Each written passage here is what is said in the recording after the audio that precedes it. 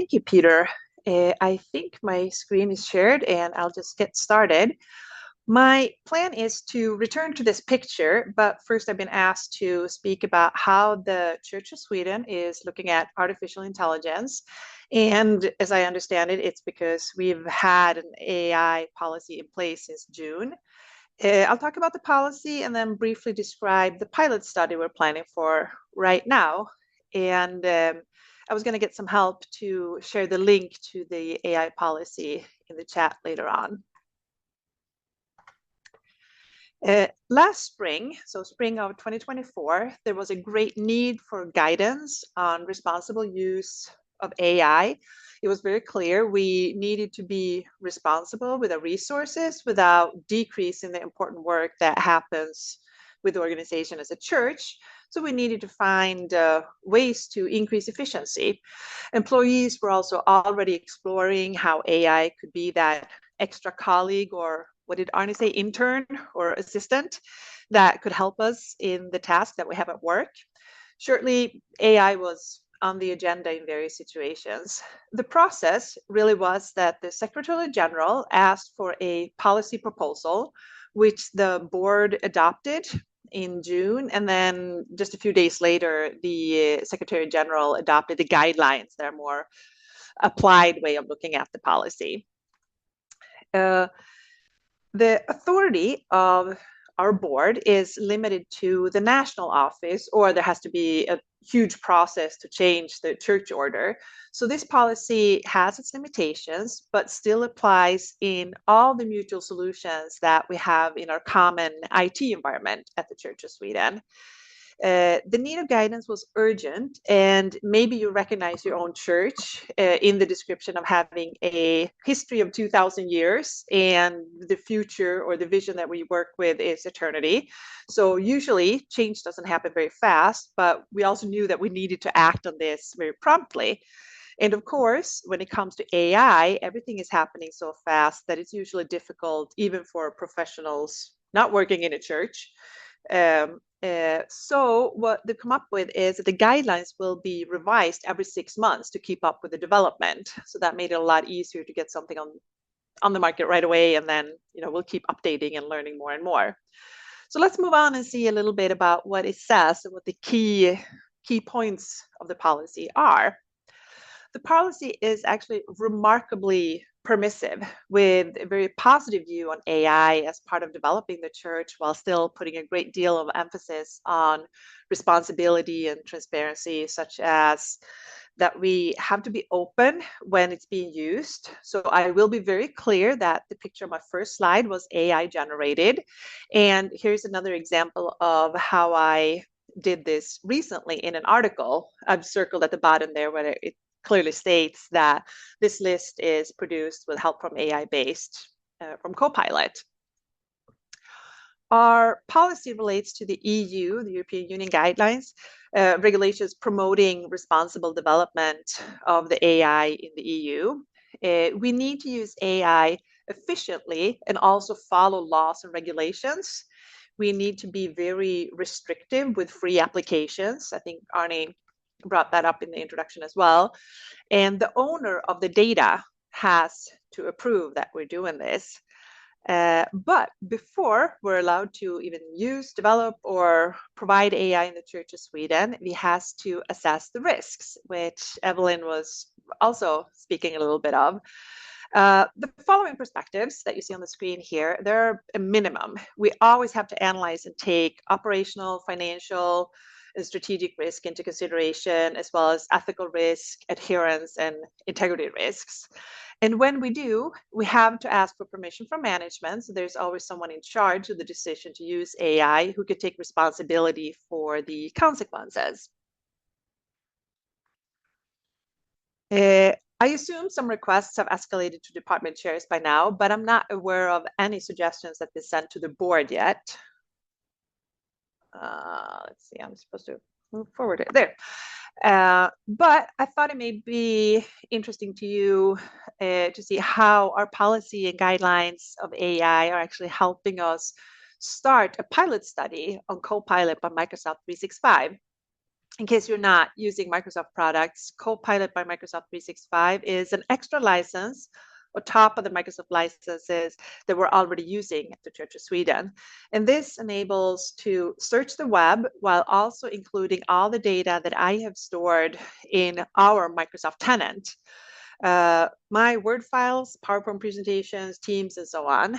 The ones that I have produced myself, and also what my colleagues have produced and shared with me. So they have made the conscious decision to share it with me. Copilot will only be providing answers from data that I have access to. So if one of my colleagues has a fantastic document but hasn't given me access, it won't be included in the answers from Copilot that it gives to me. Which I think is a very, very good thing. The data stored in Europe, that's also an important good thing for us. A third positive thing is that it won't be training Copilot for other uses, but this is only happening within our tenants so that we're not adding data beyond that at all. The challenge is that Copilot might include data, old data. So unless I'm very careful keeping up my library, making it clean and updated, and that my colleagues that share information with me also do that, otherwise answers from Copilot may very well include a document from 2011, not knowing that that's what it is. The pilot study includes about 50 participants from 6 different groups representing 4 different departments from our national office. The studies show that there's a greater return on a pilot study the wider spread it has in the organization. We wanted to spread it out as much as possible. Each participant is expected to use Copilot 10 minutes daily, as this is a documented way to begin to realize how Copilot can benefit me in my daily work, or the participants. And I think permission for the study will be made this week. And there's been like a 9-page document sent to management to dig deeper into, all these perspectives. Yeah, I thought maybe it'd be interesting in this situation to look a little bit about how we've used, these different perspectives and thought about it more applicable. Automated routine tasks to free employee resources for strategic activities, such as analyze large amounts of data to create prognosis and reports that could possibly save money, or that AI can stimulate various scenarios to improve planning, are some of the opportunities that have been found, as well as how it can be useful to make informed decisions. And it can also help promote a culture of innovation, continuous improvements with new data and solutions. Traceability is another opportunity that's been identified. Improved planning and to stimulate various scenarios before making decisions or plans. And of course, something very important to us is more time for core activity of being a church. On the other hand, we also need to look at the risks and the need for extra security measures to protect from cyber attacks and leakage. The Church of Sweden was attacked a little over a year ago, so this is a very real threat to us, but that's a different story for a different time, if at all. Over-dependency of technology is another risk, as well as how digitalization is an extra channel or challenge for a lot of people. The built-in biases that come with AI need to be monitored, and we always need to be aware of those and pay attention to it. Some challenges with AI when it comes to very complex and dynamic rules and regulations, as well as expensive to get started. It includes paid licenses, installations, possibly adjusting the systems, a lot of education and communication that we've already heard about as well.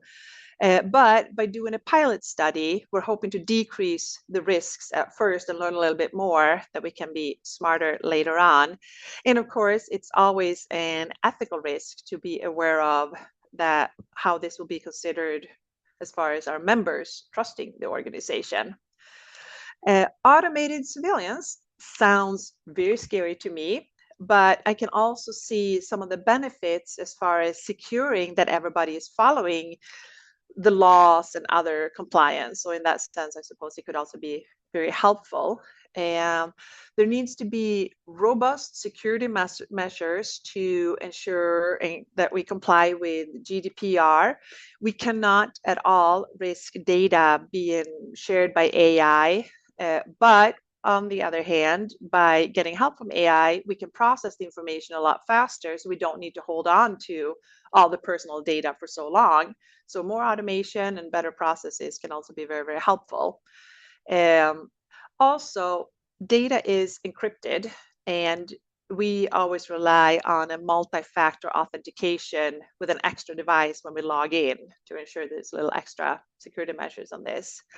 When I was speaking to my colleague who done most of the work behind the background for the project, she asked me to send along to let this take time and hurry very slowly, which I think Evelyn was speaking about as well. And I am very, very much looking forward to the pilot study to get started, as I've heard what some of my colleagues want to try. And I think the opportunities really are there. But hopefully, interrupt me if I'm out of time. Otherwise, I was hoping to keep my promise from the beginning and return to the picture. All right, I'll do that. Maybe some of you remember hearing of this. In 2020, there was a soccer league or football league in Scotland that began using AI cameras to stream the games. And one time, one of the camera AIs spotted a bald line referee and decided that that looked like the ball and started following the lineman throughout the whole game. And to me, this, well, besides being kind of a funny story, it also sort of leads me to how important it is that AI really can never be more useful than how we're prompting it. Um, it may be able to do what you tell it to do, but you have to be very careful with your instructions and your prompts to get this colleague or intern or assistant with access to just about unlimited information of data to actually help you out in the most constructive ways. With that, I will hand over to you, Peter.